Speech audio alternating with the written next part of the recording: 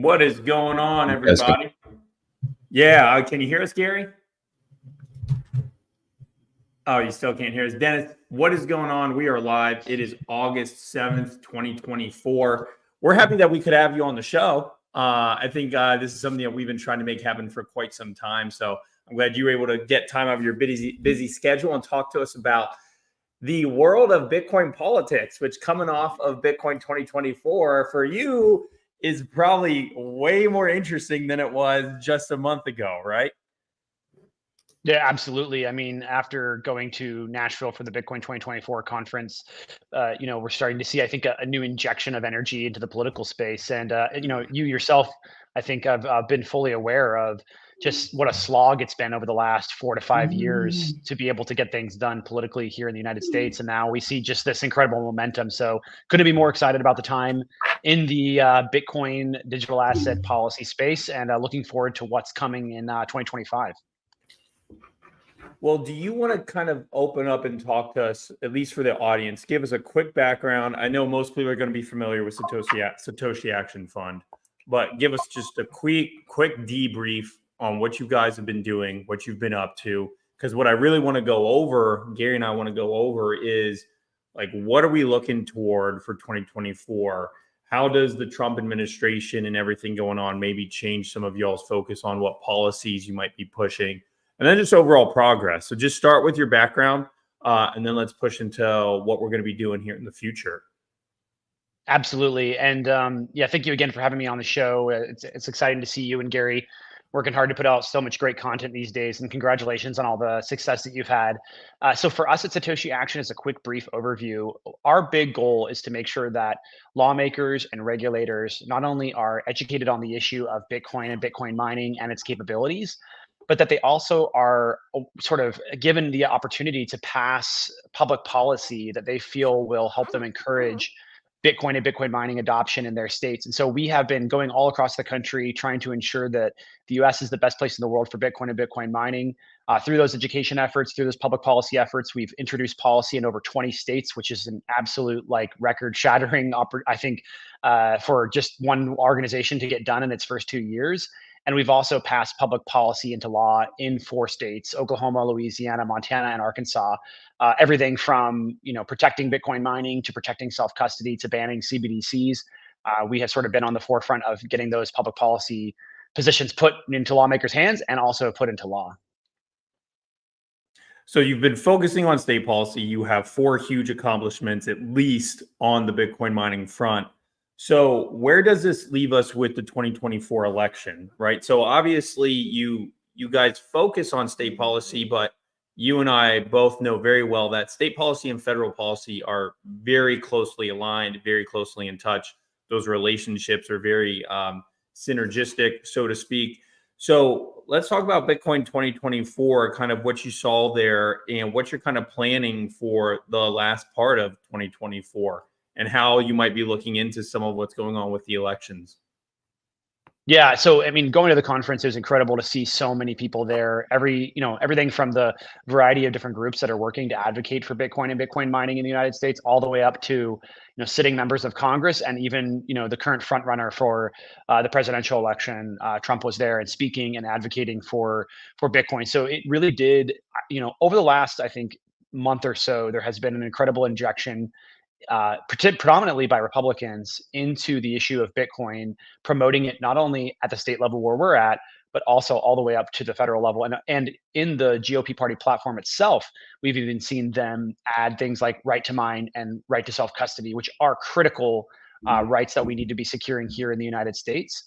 So very excited about how far the Republican Party has come. And in fact, I think Trump and the Republican Party being so forward on Bitcoin has actually led to Democrats realizing, oh my gosh, we got to do something here. And so folks like Ro Khanna, who have been figures in the space, who have been advocating for Bitcoin for some time, are really putting in the time and effort now, not only behind the scenes, but out front and in front of everybody as well, with their roundtable that they've done with the Biden administration before Kamala took over the ticket. And now they're continuing to push the Kamala team to be supportive of this industry. Now, I know there's a lot of course, folks in the space who say, we must punish the Democrats for their retributions and for their attacks on Bitcoin and crypto. But I think ultimately it's a really positive sign that we do see a real effort taking place to be able to convince both sides of the country to be supportive of this technology, when just a few short years ago, I think all of us were really worried, are we even going to be able to operate and live in the United States as Bitcoiners? I think that time has gone, and now we're moving into what I would call a new paradigm with regards to Bitcoin and Bitcoin policy in the US. And moving forward, the sky is the limit. Everything from the ability to enact a strategic Bitcoin reserve to unlocking the potential of Bitcoin mining as a true piece of energy infrastructure. I think all of these opportunities are on the table. And I am probably one of those people who believes we should be punishing Democrats, but it is your job to not be one of those people. So that's why sometimes these relationships are so great, right? And we can talk about that maybe, but before I even get into that, what are you working on right now? So given all the momentum you have, are you just doubling down on state policy? I mean, the strategic Bitcoin reserve that Trump announced, I mean, that's all federal. So are you kind of pushing more on the federal landscape, or, give me well, what is Dennis working on in August and September and October? Yeah, I mean, absolutely. We do want to see things like the strategic Bitcoin reserve be successful. I think the biggest reason why, or one of the main reasons why we support that public policy, is because it also has an avenue for states to participate. We do believe that states should have their own strategic reserves. I mean, everyone from the individual all the way up to the nation state should have their own strategic Bitcoin reserve.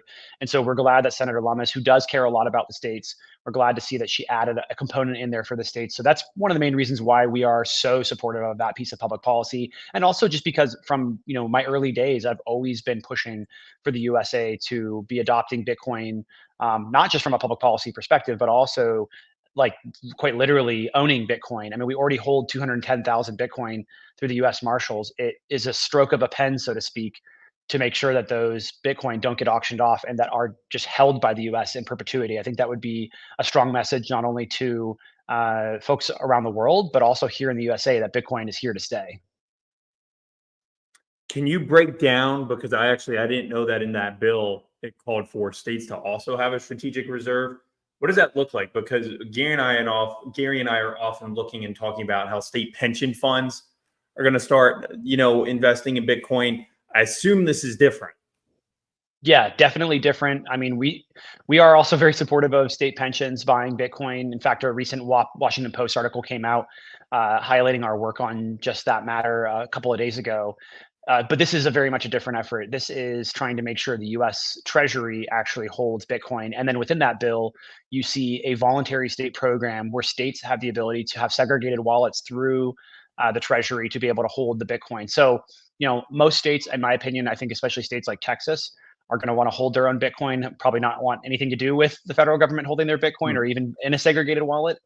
But some states, maybe smaller states, maybe states that are not as ambitious as Texas with regards to Bitcoin, are going to want to have some support there. And I think that's why it's so important that the federal government is providing that support to the states that are interested. Now, there's no requirement that the state continue to work with the federal government. I think it's just a great launching point and also a potential opportunity for those states that want to get their feet wet without having to build out all the infrastructure that's required in order to hold your own Bitcoin. Go ahead, Gary. You're muted though. Sorry. Have you heard? I think I love the messaging. Okay, and I love the work you guys are doing. You're this guy's traveling his ass off. I don't know how many hours you did last year, but this is not a kind of job that's for the faint of heart. That's why I supported you and will continue to do so. And I would encourage you guys to look into his program. And if you're a Bitcoiner, throw him $10, throw him $100. He is not going to have all these meetings by drinking Kool-Aid and driving his bicycle between Washington, New York, LA, Texas, back to Minnesota. It's just part of the cost of protecting our investment is the way I look at it. Do you think that we could get close to Texas or Florida going into game theory going, I don't need a big pitch here. I'm going to put $100 million of Bitcoin on the Texas Treasury. I don't even know what the rules are, but I suspect Texas has the right to do whatever the heck it wants to do, or Florida. if we started to see that, because I do think that at least if Trump gets in, he's not going to dump the 210,000 Bitcoin. If he gets with me 5 minutes, hey, dude, that's a 3-cent trade. You can buy all of it for 3 pennies. Okay. Create one little currency. Boom, we're done. There'd be absolute no reason to sell it. Right? It's actually would be stupid. If you create your own money, there's no reason to sell Bitcoin. It would be absolutely stupid. Trump's not dumb. 10 minutes, we're done on that trade. When do the states do it? Yeah, so I couldn't agree with you more that it would be a very bad and poor decision to get rid of the 210,000 Bitcoin. Hopefully that process has not already begun. I think recently some of the Bitcoin did start moving around, but it could also just be the fact that the U.S. Marshals are now officially using Coinbase as their custodial partner. So maybe we'll hope and pray that the next president has the opportunity to come in and ensure that that Bitcoin is held on to in perpetuity. But yes, states like Florida and Texas absolutely have the opportunity to buy Bitcoin and then also to hold Bitcoin. They simply need to just pass their own strategic reserve policy into law. And in states like Texas and Florida, where there is a strong, I think, desire to be separated from the actions of the federal government by the people there and by the governments there, I think that's a really smart move on their part, because it gives them the ability to have Dennis, access to that. it's a no-cost insurance policy. That's correct. That's Just correct. in case, if I'm a Florida resident, and who's our governor, Santori or DeSantis. DeSantis? Yeah, there you go. Sorry, this is how ignorant I am of politics. But like, if you guys can get me meetings with any of these people, Texas, Florida, it's literally 10 minutes, man. We will finish the coffee after we're done with the conversation. It's just a no-brainer. There's no downside to it. Look, I think I could get if the states think there's downside, I'll put together a bunch of whales. We'll fucking protect their downside. How's that? I mean, I love to hear it. seriously, man. An insurance policy on an insurance policy. Well, and yeah, well, it gets a hedge of this next U.S. government policymaker, whoever it's going to be, the president decides to do something stupid like sell the Bitcoin. Like if the government's going to sell it, Texas should buy. Well, I'd be happy to set up some meetings for you. That's for sure. Dude, it's 10 minutes. It's just math. Okay. It's like a no-brainer. There's not even any politics to this. It's just a no-brainer. Sorry to deflect the conversation, but I just think this is down to you having enough time, meeting the right people, and then bringing the right people together to communicate with these policymakers, because they're not business people, right? They're going to have to trust someone. And I don't even know who would fight this. Like, why would there be a fight in Texas over this? You'd be surprised how some lawmakers don't like Bitcoin still, even on the right. Lieutenant Governor Dan Patrick in Texas is like hyper anti-Bitcoin right now. So I'm not sure. Why is that? Does he give any reason, or? It's a great question. We think that it has to do with industry support, because there's a lot of competition. You know, Bitcoin ultimately is a disruptive technology. And, you know, from a owning it perspective, absolutely agree. No reason not to own it. No reason not to hold it. But also there are things that Bitcoin competes with, and particularly Bitcoin mining. Bitcoin mining competes with the access to ancillary service programs, which are grid balancing programs in Texas, and it competes really, really good at it. It's one of the best grid balancing technologies on the planet, and so it is, I think, scooping up a large percentage of that market. And so now you have potentially, we don't know yet to be confirmed, other industries who are losing out on that revenue, who are, I think, using Dan Patrick as a sort of launching pad or as a spokesperson for their industry to suppress the access to those ancillary services by Bitcoin miners. And so there's a variety of reasons why people will go after Bitcoin. Ultimately, I think we've all learned over the last 5 years that being anti-Bitcoin is long-term political suicide. And so I think this will end up hurting Dan Patrick, and hopefully will be a strong signal to everybody across the country that when you go after Bitcoin and Bitcoin mining, that the people in this industry are going to stand up, not just the people that have the big bags, not just the people that are, you know, holding a large amounts of Bitcoin. Also, I think individual small users of Bitcoin deeply care about the success of Bitcoin and Bitcoin mining in the United States. And so Dan Patrick, I think, is making a very large miscalculation on the impact that that's going to have on him in the long term. Do you think those are originally? I thought we were going to say, okay, maybe these are financial services or banking partners who are funding them. But when you brought up the grid, it sounds like maybe some utilities or maybe some energy people might be telling them that to be anti-Bitcoin. Am I correct in that?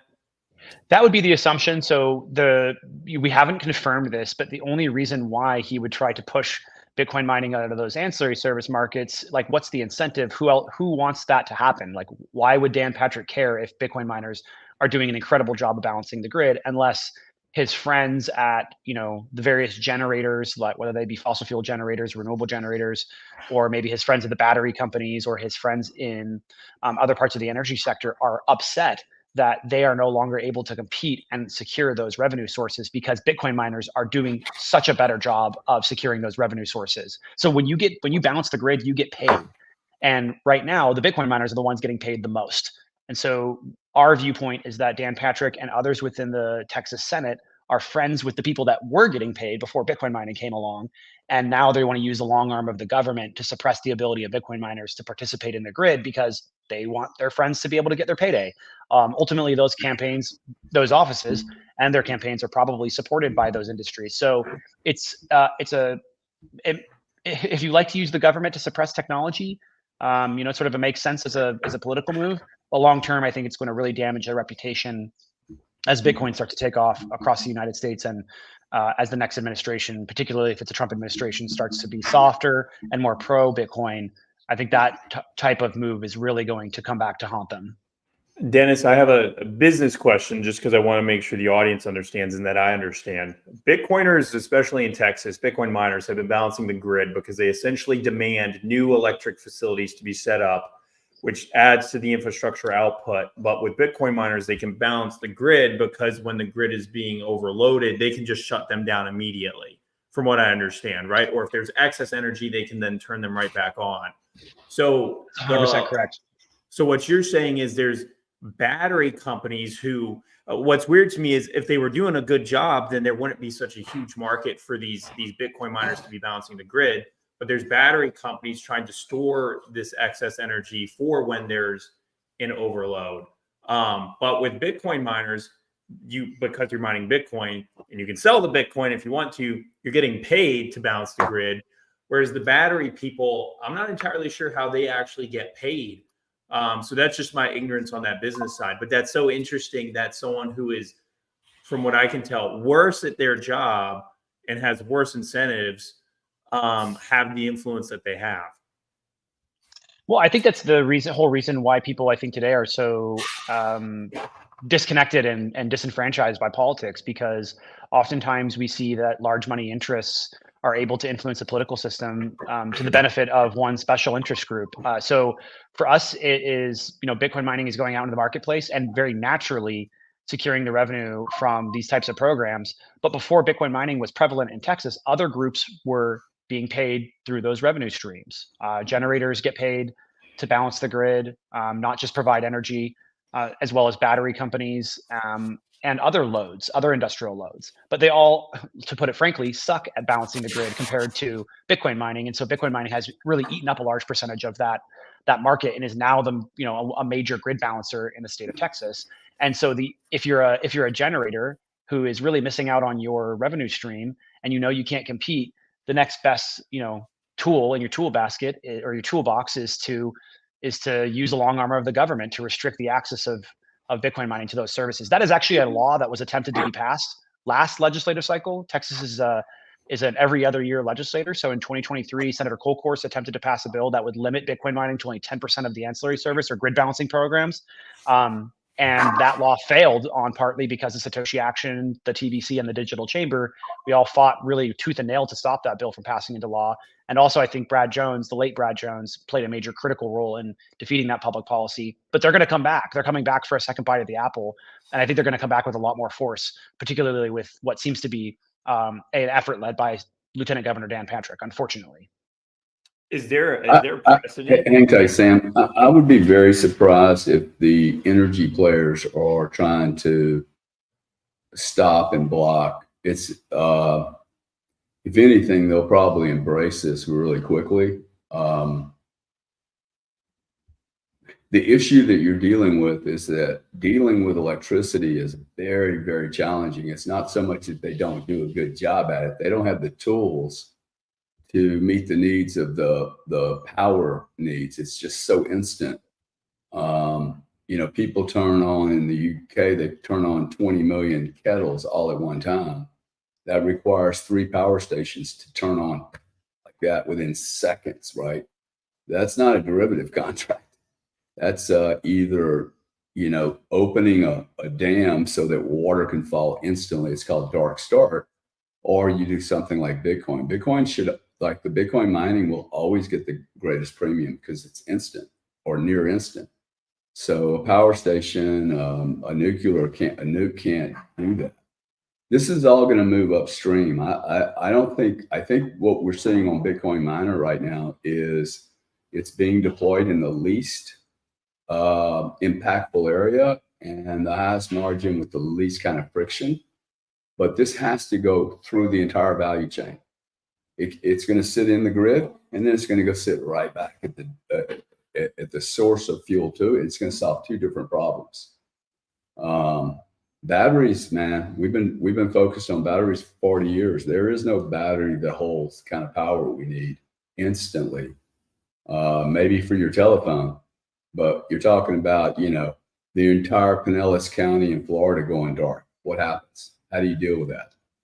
So it's this is a commodity. I think electricity is grossly underpriced for how sensitive it is and the stuff it brings to us.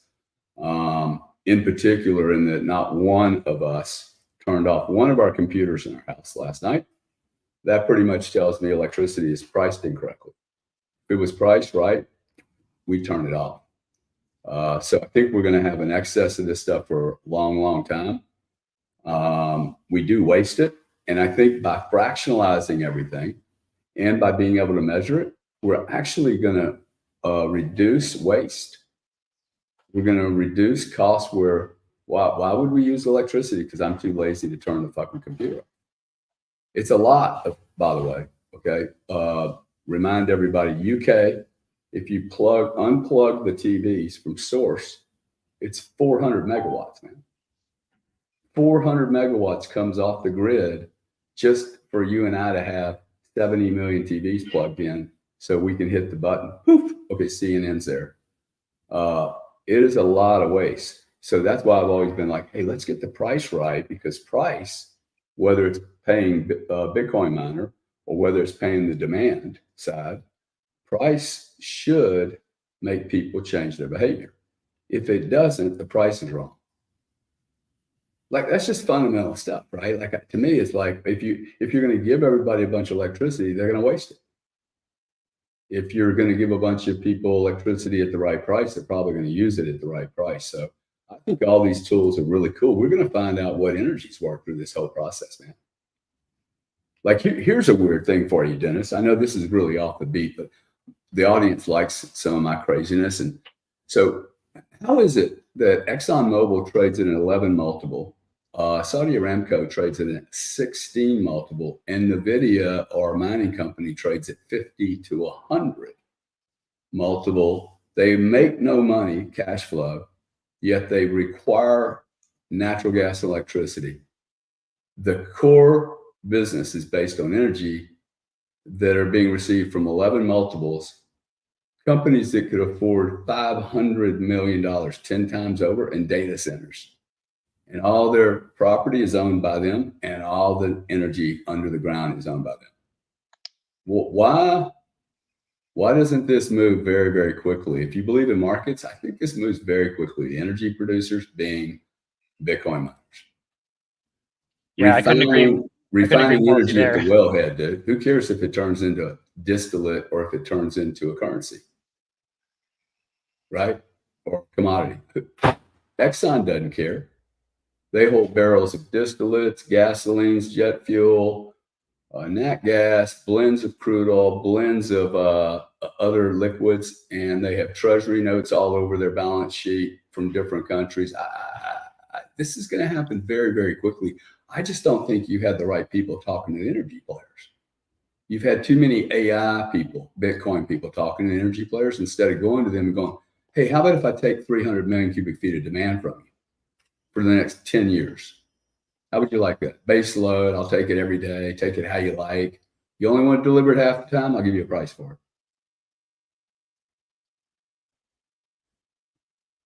Yeah, I mean, I couldn't agree more on the sort of opportunity that Bitcoin has to provide to energy companies. I think Bitcoin mining potentially turns companies into energy companies into tech companies, especially because Bitcoin mining is such a powerful tool that can help them solve a variety of their different problems and needs. I mean, everything from soaking up the excess generation to turning on and off when they want. It's all on the table. It's really just, how do these energy companies want to use Bitcoin mining? And I do believe that over time, as you've mentioned, I think over time, energy companies and Bitcoin miners collide, and that you will see energy companies buying Bitcoin miners buying energy companies. I do believe you'll also see, in fact, I already know you'll see this happen with AI data centers as well, where AI data center companies, hyperscalers, are going to start being very interested in buying Bitcoin mining companies specifically because of their access to power. So there is going to be a lot of competition in the future over power and who has access to power. Currently, energy companies have the most access to power, and I think the most to gain by either becoming Bitcoin miners or buying Bitcoin miners so they can better utilize their energy assets. Dennis, I wonder if in 5 years your organization really becomes an energy policy organization. I know Bitcoin has the financial services side and it has the energy side. And one thing that I've said before is from the Democrat and Republican side, I don't know if I can ever trust Democrats on things like Bitcoin when I look at energy policy, because Bitcoin mining needs what? It needs good, fair, cheap electricity. It needs good energy.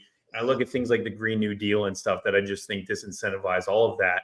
The flip side of that is I noticed that AI is the reason Democrats have kind of changed their tune on nuclear. But all that saying is, do you see energy policy and Bitcoin policy really kind of coexisting or coinciding and merging? Like, I know, leaving out the whole financial services piece, because I don't understand how, as this gets more competitive, the number one goal is we just need as much energy as possible. And I was reading a report, and you would know about this more than I do, but we are not on track to meet our energy demand, our energy needs, right? And if we started today, for example, to start building nuclear, right? And maybe it was specifically touching on nuclear, not energy demand, but nuclear specifically. Like, some of those facilities take forever to set up. So do you see kind of your organization getting ready to get more into the energy policy field because that's kind of what Bitcoin miners themselves are morphing into? Or am I just kind of completely off? No, you're absolutely on target. And actually, in fact, that's one of the main things that Satoshi Action started to pursue the moment that we launched, was developing cutting edge energy policy to help unlock the power of the technology. In fact, we at Satoshi Action has sort of been waiting for the Bitcoin miners to be interested in helping us to be able to pass those bills. And, well, I should say not pass those bills. There would be a much stronger focus on public utility commissions, which is a regulatory body. This is the interesting part about, sort of states versus federal. The states have the vast majority of control over their energy policy. The federal government certainly can come in and, especially when you're talking about cross-border, cross-state, interstate electrical infrastructure, like transmission, rules around that transmission. That's where the federal government comes in, especially when it comes to money. The amount of money the federal government can pour into the energy industry is vast. I mean, I think the Biden administration dumped $500 billion into energy policies that advanced clean energy, helped unlock data centers, and also nuclear as well. But with regards to public policy at the state level, we have the ability to craft ancillary service programs, demand response, grid balancing programs. We can help design rates. And all of these are things that are only happening at the state level. The federal government does not get involved in that type of policy. And so Satoshi Action is really well poised and positioned to put those types of programs together. And we've sort of been waiting for the Bitcoin miners to tap us on the shoulder and say, we want to start doing these things. Fortunately, those conversations have finally begun. But we have a lot of work ahead of us to be able to truly unlock the potential of Bitcoin mining as a technology. What does that Dennis, look like? Oh, go ahead, Gary. I was going to ask you a question, Dennis, but I don't know if you can answer it. And if you can't, just say, hey, can you ask me something different? But Do you think, are the miners looking at this on a long-term basis, or are they just, hey, let's make sure we get fixed in the next 2 years? I Because mean, I don't think you guys need to, Sam said something one day. He said, "Hey, when does energy and Bitcoin collide?" I would keep out of the FERC's purview, right? That's going to create a political fight now. Now you're going to be fighting with the FERC for What is that? What is the FERC? Federal Energy Regulatory Commission that controls all the natural gas, electricity. I mean, they're the god, right? He's going to have to step very carefully and not get sucked into the FERC world, because they'll want to take this over. See, this is the problem with Bitcoin for the United States. Everybody's trying to figure out who owns it, and who needs to own it is the digital czar, not the CME, not the SEC, not the FTC, not IBM. It needs to be a digital expert, whole panel, whole committee to help take us into the next world. And I think actually those old groups will end up getting sucked up under the digital guy, because you don't, like, if you just have to believe we're not going to do this halfway. This is what these congressmen and governors need to understand. We're slipping into the digital world. This is now about technology taking us into another future, and everything in the past is probably going to suffer pretty good, right? As far as the tools to take us there, energy's in a very good position, but they're very culturally, they're very slow to move. They've gone through Y2K, they went through 01, they went through the whole Amazon thing, and they're like, we've been pulled into all these businesses and none of them made any money, and their shareholders want them to stick to their knitting. To me, the way we pitch this to our local player, whether it's federal or state, is if we don't do this, whether we do it or not, every other country at the sovereign level is going to do it, right? Because they can. This is giving them access to a market that they didn't have yesterday. And there's just no way they're not going to turn trapped energy into money. The time value of that exercise says you would spend almost any amount of money to turn 10-year, 20-year energy into dollars today. Energy they will never, for 20 years, they're not going to see a penny on. They might as well give it away. That's going to be the future of mining. The guy that literally wants to take his energy that's getting zero or negative, he's paying to have it trapped there, and putting it into Bitcoin. And if you just look at this, just get it with any economist or any smart guy in the governor's office, it's just not possible that this game theory doesn't play out this way. Yeah. Yeah, I mean, I couldn't agree with you more. Again, I mean, that's global awakening is going to take place. Where all of us in this call right here, and I think many of the Bitcoiners and Bitcoin miners around the world, are still sort of kind of surprised how long it's taken for people at the highest ranks of government, whether that be FERC or that be other energy regulatory bodies or nation states, like how long it's really taking them to see the potential here. And I think it's obviously a mispricing of Bitcoin itself as an asset and where it's going to go. But it's also the mispricing of, the ability to monetize this wasted and stranded energy. Ultimately, I think the big problem here is that energy companies make so much money, so much guaranteed money, that Bitcoin is sort of a small sliver to them, and they're not seeing the long-term opportunity of adding Bitcoin into the mix right now in the current stage. But that is changing. I think that's changing quite rapidly, especially across the globe and in the United States as well. But you are going to see, in my opinion, a really strong convergence of Bitcoin mining and the energy sector. Those conversations are taking place as we speak. I just think that it's going to take a little bit more time in the US, but internationally, those conversations seem to be quite accelerated, especially in countries where, a small amount of revenue increase for them can make a big difference for their populace. Yeah. Well, I think we've also, Dennis, we've sold this there.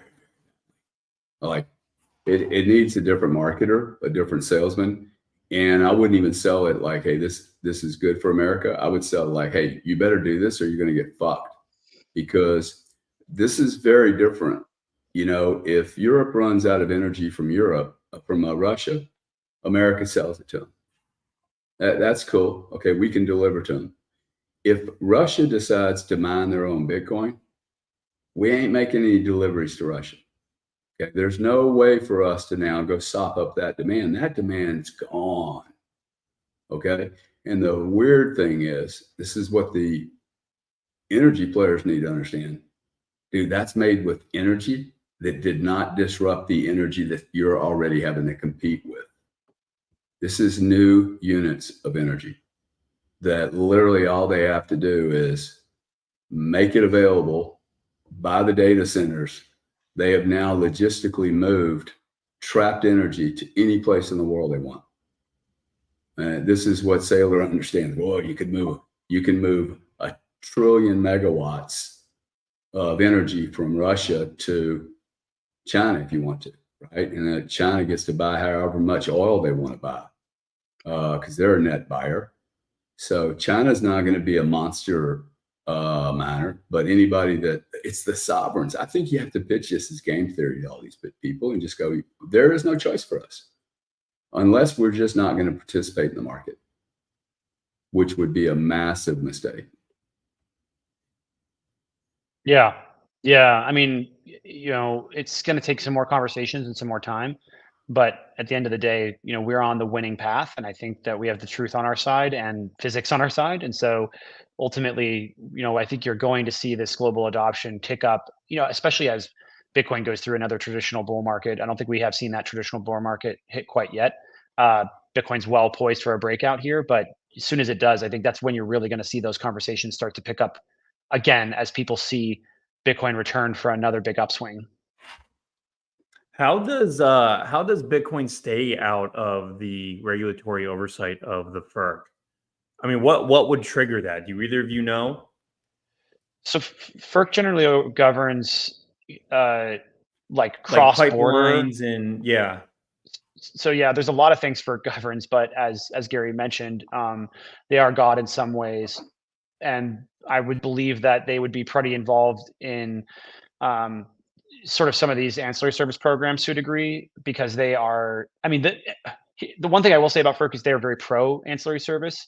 Ancillary services are like a fundamental requirement of any grid with high penetration of renewables. So anytime you set up an RTO or an ISO and you have grid Just for the balancing audience, programs can in you those. define those? Can you define those for the audience? Independent system operator is like the New York ISO. RTO is a regional transmission organization, I believe, or I think it's organization is the last letter, but ultimately those are like either statewide or region-wide transmission wholesale market operators. ERCOT is one of them. New York ISO is one of them. CAISO is one of them. SPP, PJM. These are all RTOs and ISOs, and ultimately they sort of act as the grid operators, particularly over the transmission lines for energy itself. And so FERC oversees those RTOs and ISOs, and they are very pro ancillary service programs. There was a time when I was able to speak to a retired FERC economist. In fact, he was the FERC economist who had his signature on the vast majority of FERC orders, and was like one of the brainchilds behind the ability for demand response to take off in the United States. And I explained to him how Bitcoin mining works, and he had told me that if Bitcoin mining is able to do the things that I say it's able to do, that it is the best grid balancing technology on the planet. So, now he's a retired FERC economist, not an actual FERC economist. So, incentives are different when you're inside of those federal agencies. But ultimately, in a way, Bitcoin mining is sort of aligned with some of the goals of FERC, which is to dramatically expand grid balancing programs like demand response. Now, do they see Bitcoin mining as that tool? Not currently, but our hope is in the future that they would see that there is an opportunity for Bitcoin mining to align with the goals of what they're trying to accomplish with grid balancing programs. I just wonder, and maybe we don't want to get into the nitty gritty, but what exactly they would regulate with the Bitcoin miners, like what you're doing with they probably won't. Texas. You don't want them in your business, man. I mean, they're going to see the benefits of this, and Dennis, I can assure you, Bitcoin is the cheapest, most effective load balancer on the planet for energy. I spent my whole life doing that. We literally spent $800 million to have a natural gas storage facility in the UK, which was I bought it over a lunch table. It was an unbelievable deal, but $800 million to, swing natural gas like this. And how much mining could I do for 800 million? Like I could buy 8 different facilities, $100 million each, have locational, like, okay, I'm going to just go hunt the cheapest energy on the planet, man. Somebody that's paying $1 to have it taken away. That's the guy you want. It's costing me $1, or I'm polluting the entire planet. Or I'm a nuclear power station. I'm tired of selling for 3 cents a kilowatt base load, which, by the way, stresses the shit out of the electric grid. 1,000 megawatts, man. Like no matter what's happening, okay, hurricane pops through, all the demand goes away. Guess what? That nuclear's 1,000 megawatts, whatever. You don't turn these things off. You turn everything else off, and to be able to flip Bitcoin back and forth, like I think you're going to find the energy traders sitting inside these shops will be like, shit, dude, we could invest $50 million and be a hedged arb trader. Like you and I should just get on a plane. We'll go to Houston. We'll meet all my buddies. They'll be like, really? Y'all can do that shit? Oh, my buddy, show you how much room there is in energy left. Energy is extremely still very inefficient. Steve is the chairman of the board of Williams Energy, biggest midstream player in the United States. And they just bought a company for $25 million, a little trading shop, a little arb place, $25 million. First year, they make $250 million in cash. This company had not made money for 4 years. What was the difference? Put a guy with commercial capabilities on top of it. 25 million went to 250. That's a trading book. That's not like this is not being pitched correctly. The Bitcoin mining, it should be a trading operation. It should be run by a risk trader that really understands energy. This is my deep concern about these current miners. I see them trading.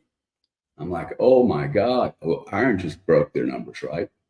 You can't, almost everybody I know lost $100+ million trading energy. This is a deadly game.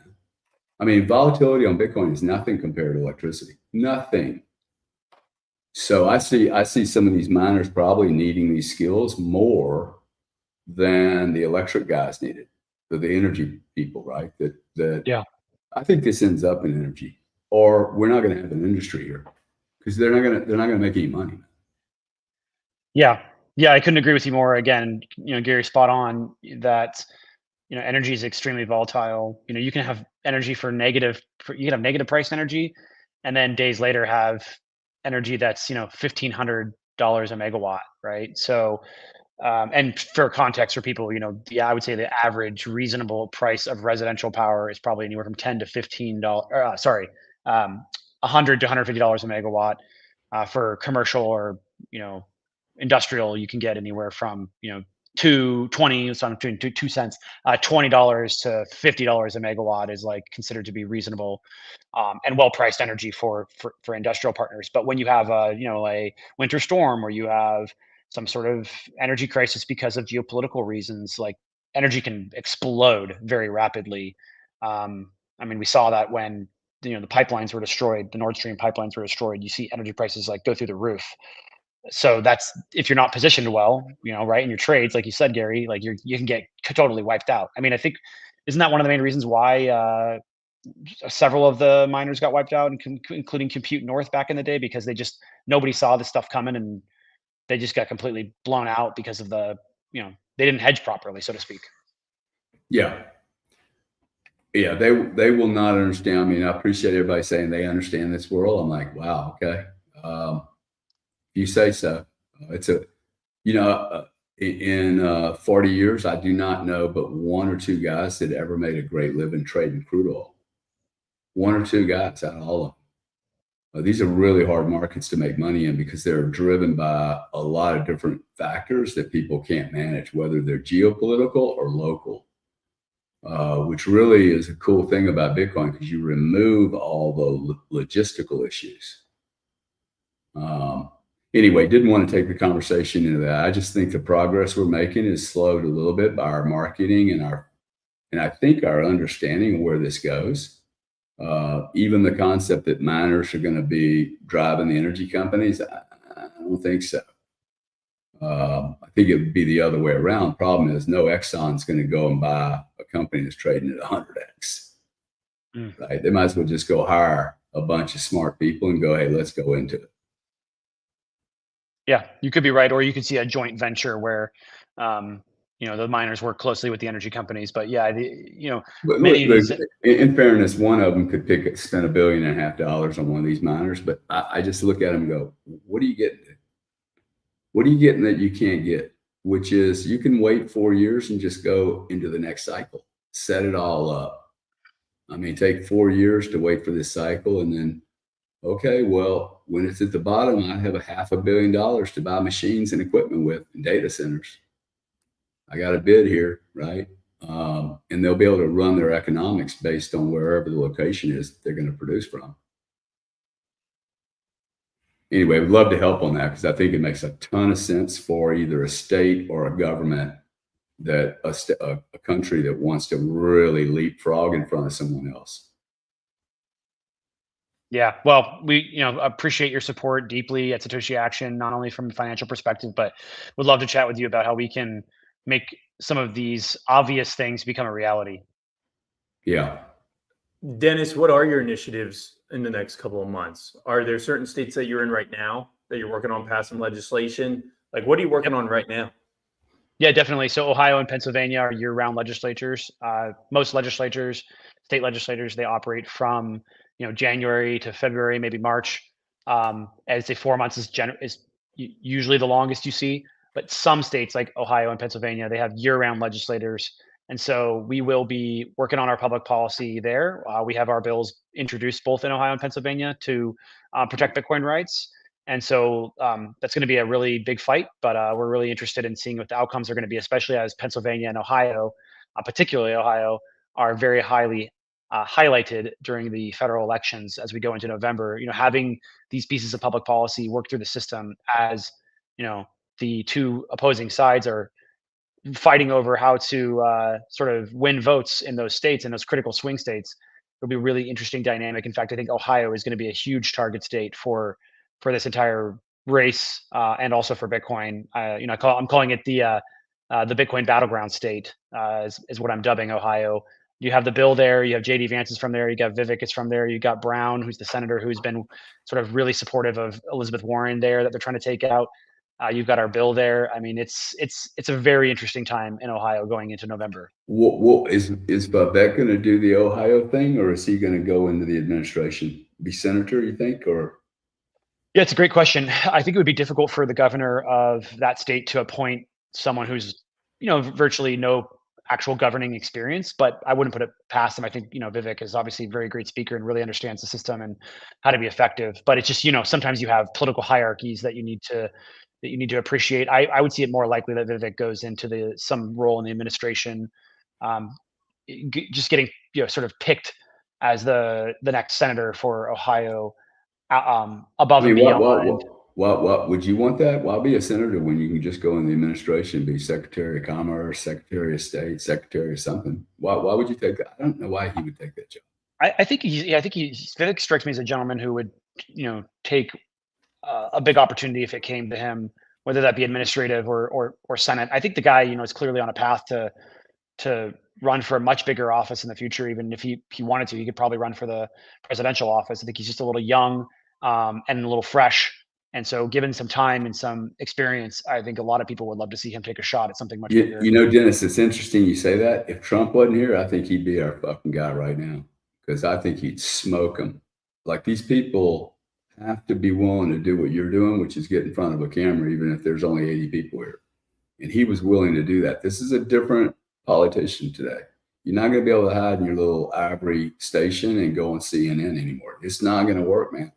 Like, I am certain this is not going to work. If Harris and what's his name try to do that and don't go blogging and do social media, they're going to get crushed, man. At the end of the day, there's no transparency, right? So I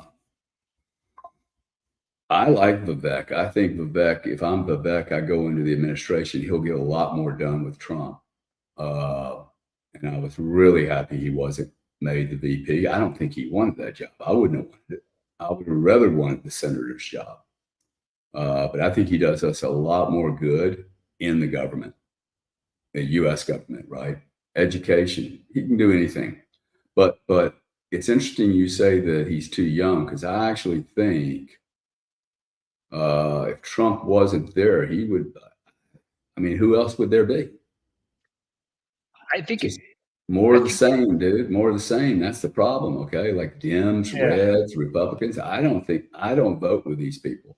Like, we need I don't think Trump's going to do it. I'm worried Trump's family is going to launch some kind of freaking token and mess this whole thing up. I'm hearing so many rumors about that right now. But for him to be able to get into he is very pro business, man. I mean, I spent a lot of time with the guy. He's like, let's roll.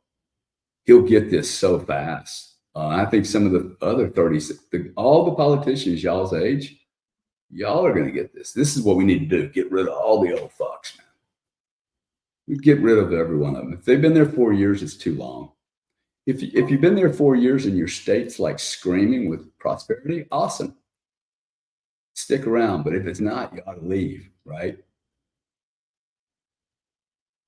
Yeah, I mean, I think the biggest to me, with regards to like elected officials and staying in office, we'd love to have. I'd love to have the ability to actually, grade people and allow them to continue to working based on those grades. But unfortunately, the political space is oftentimes governed by, influence and power. And Vivek, although a great speaker and an expert on a lot of different issues, and I think probably can be very effective, he doesn't have built-in political power to be able to take over and start becoming the leader of the Republican Party. I think the way that Trump did, right? Trump is a household name and a billionaire that has had a number of different opportunities to put himself in a position to be viewed a certain way by the American public. I think the biggest thing that hurts Vivek is the American public hasn't had the time to understand or see what direction he would go in. Now, does that mean it's impossible? No, I just think it's a limiting factor in the current political dynamics that we're in, and that's the thing that slows him down the most. So, getting him in a seat in the administration if Trump takes over, getting him that experience and more time for the American people to see what he's all about, I think would go a long way for his ability to run for president again and potentially win the ticket. What do you need? And I'll let you and Sam wrap up, but what do you need from the people that see this? What's the thing that you need help with, whether it's secretaries or money or letters, or how could we help you and the people that watch this show? Absolutely. Well, thank you for asking, and thank you again for having me on. For us at Satoshi Action, we want to continue driving innovative policy solutions to make sure the United States is the best place in the world for Bitcoin. We were cutting edge with passing right to mine, right to self-custody, right to run a node, protecting peer-to-peer rights at the state level. That has ended up getting adopted by the GOP and the GOP party platform. We want to continue to generate innovative policy solutions and pass them into law because we want to continue to see that upward momentum where our policy solutions get adopted by the parties and then get adopted by the federal government. So we sort of view ourselves as the base layer of public policy for Bitcoin. And if people want to continue to see better policies, not only get crafted, but also passed into law and then also migrated up to the federal level, they should consider supporting Satoshi Action. The more support that we have, the more states we can operate in. We are really limited by our access to resources. So if people are interested in supporting us, donating to us, they can go to satoshiaction.io. Or, if you're a whale or you're someone big who really wants to get going heavy, I'm happy to jump on a call and talk to a little bit more about how we can help pursue an agenda that will be successful here in the United States for Bitcoin. And just to be clear, you'll take donations as small as and as high as. Oh, absolutely. We We pride ourselves on having donors at $5 a month all the way up to donors that give us much bigger checks. But collectively, our $5 a month supporters and our monthly supporters that, give us 10, 20, 30, 40, $50 a month, equates to, I think, about $20,000 a year right now. So that is a huge amount of, our budget. It's a big chunk of our budget to be able to be active in a whole nother state. Our monthly supporters collectively allow us to operate in a whole extra state every single year. And so we'd love to double that monthly supporter amount and be able to operate in even more states moving forward. Thank you, dude. Really appreciate everything you do. You guys try to support Dennis if you can. If you can't support him, find somebody that competes with him and does a better job than he does on the lobby front and support them. Okay. This is about Bitcoin. It's about the future of America. That's like, we have to support change. We can't, I see these comments about, hey, political power is another phrase, meaning I think a lot of this gets removed.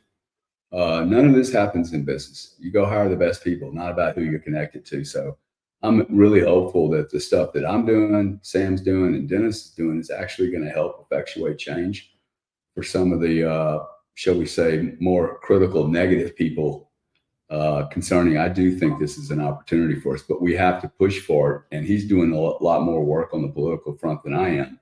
He needs fuel, period. So I'll quit with that. Dennis, love you so much, bro. Thank you. Hey, by the way, did we ever send you a check or get you the funding? Yeah, no, we sent it, so they should be getting it any day. I hate to make a promise and then not deliver. I still would love to give you my silver, though. What a pain in the ass. Well, we'll have to set up a maybe we can get Tether to wrap it or something, and you can get a Tether Silver or something like that, and I can own it through a stable coin. I like it. Thank you for your support, Gary. It means a lot. It's making a huge difference for us already, and allowing us to project and plan into the future much more effectively. So appreciate you and Sam as well for your support and for helping us get the word out there with regards to the work that we're doing. Happy to help, man. Doesn't get done by one person. It's a whole team. Absolutely. Gary, how do we end each video? Well, you make me say this silly thing. No, just kidding. This is my idea. If this is the end of the video, you guys should just try this. Go out today and do something very nice for somebody that you don't have to brag about. Whether it's sending them $1, call your mom up, tell her you owe her that $300 plus 8% interest for the last 40 years because you stole some money from her purse. Something like that. Go help your grandpa. Go help somebody you don't know across the street. But you can't brag about it. You can't write about it. You can't talk about it. And then let me know what it was like a week later, because I think you'll find that it'll make you a better person. So that's my ending. Anybody else? Dennis, are you gonna practice that principle today, Dennis? Absolutely. I love that. It's an awesome hack, dude. Awesome. It's awesome for karma. You know why I did what I did to you? Not so much for the promo. I did it for karma, man. It's like I can't sit here and watch people doing all this work going, and you blew me off for a meeting, man, 5 months earlier. I remember Sam coming into my office going, he ain't making it, man. He said he was going to make it, but he ain't making it. I said, I knew he wasn't going to make it. And I still gave you some money because, see, I like that. You were like, I got other important things to do. I don't need to go hang out with Cardone. I actually like that, dude. Okay. Yeah, I felt bad about it, though. I felt bad about it. So well, you should have felt bad about it, dude. You should feel bad about it for the rest of your life. It's a win-win, though. See, I turn everything into a win-win. So, yeah. All right, man. Be strong, dude. Yeah, I'll have to come fly and see you down at your hometown soon, and maybe we can record an episode in a few months in person. Oh, most certainly. You're always welcome. We'll have a cup of coffee or a bottle of whiskey, one or the other, or both. Love it. I'll do both. Me too. All right, man. See you later. See you. Ciao. Thank you.